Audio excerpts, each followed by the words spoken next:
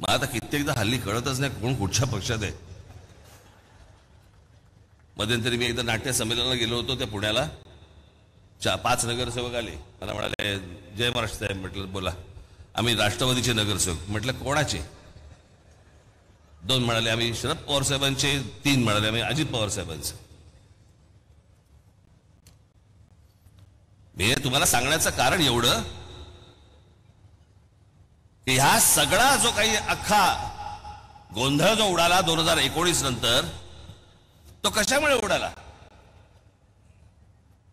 तुमच्या महत्वाकांक्षेपायी.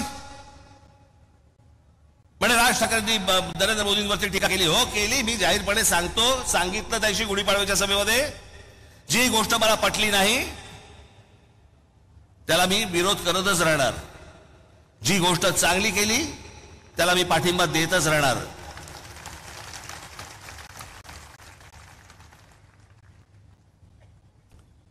प्रश्नच येत नाही त्या गोष्टींचा. पण माझा विरोध हा मुद्द्यांना होता. मला काहीतरी मिळालं नाही म्हणून मी विरोध करत नव्हतो. आज आपण असं काढून बघूया.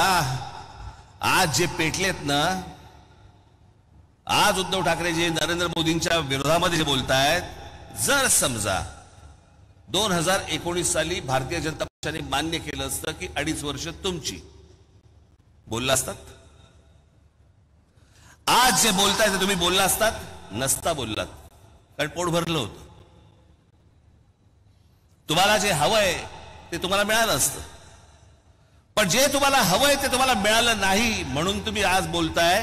राज ठाकरेंचं तसं नव्हतं. मला मुद्दे नाही पटले. मला आजही अनेक मुद्दे मला पटत नाहीत, परंतु आज अनेक गोष्टी ज्या नरेंद्र मोदींनी केलेल्या आहेत त्या तुम्हाला मान्य कराव्या लागतील.